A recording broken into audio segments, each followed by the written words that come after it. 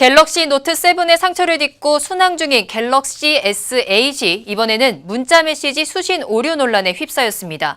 일부는 문자 메시지 수신이 제대로 되지 않았고 또 동명이인의 연락처가 사용자의 동의 없이 통합된다는 문제도 제기되고 있습니다.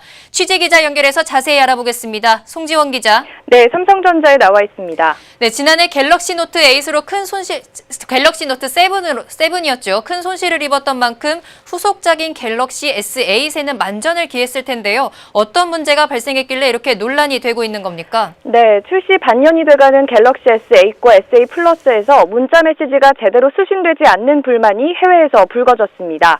가디언과 샘모바일 등 외신에 따르면 미국을 포함해 영국과 호주, 캐나다, 프랑스 등에 판매된 갤럭시 S8에서 일부 문자 메시지가 수신이 안 되거나 문자 메시지 전송이 제대로 되지 않은 사례가 수백여 건 접수됐습니다. 처음에는 이동통신사의 문제인 줄 알았으나 외신들은 이번 현상이 갤럭시 S8의 심카드를 다른 스마트폰에 넣자 문제가 해결됐다며 단말기상의 문제로 보고 있습니다. 그렇다면 확실히 문제가 될 수 있을 것 같은데요. 만약에 중요 문자 메시지를 받지 못했거나 전송이 실패했다면 피해를 입는 사람들도 있을 것 같습니다. 네, 그렇습니다. 해외에서는 그 문제로 인해 피해를 입었다고 주장하는 이들이 여럿 있습니다. 문자 메시지가 제대로 전송되지 않아서 중요한 업무 일지를 놓쳤다는 사람도 있고요. 아직 구체적인 정황은 확인 중에 있지만 삼성전자 스마트폰의 자체 문자 메시지 앱과 안드로이드 문자 메시지 앱 등 다양한 문자 메시지 앱에서 문제가 발생하는 것으로 보입니다.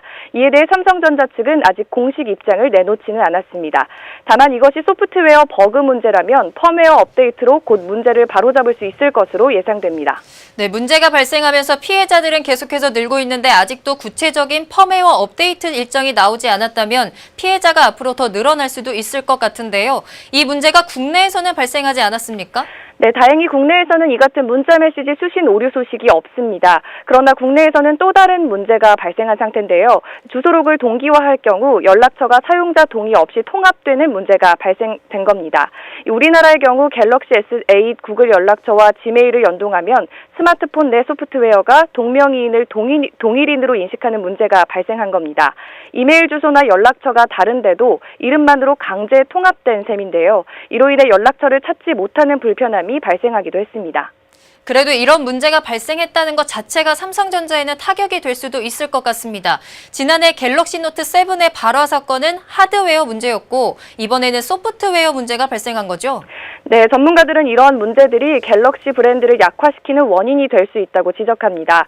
기본적으로 구글의 안드로이드 운영체제를 사용하는 만큼 구글 계정을 사용하게 되는데 구글 시스템과 삼성전자 소프트웨어 연결에 문제가 발생한 것이죠.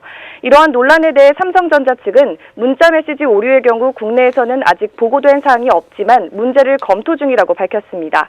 하지만 연락처 통합 문제가 발생했다는 것은 아직까지는 공식적으로 문제로 파악되지 않고 있다면서 논란을 일축했습니다. 지금까지 삼성전자에서 아시아경제TV 송지원입니다.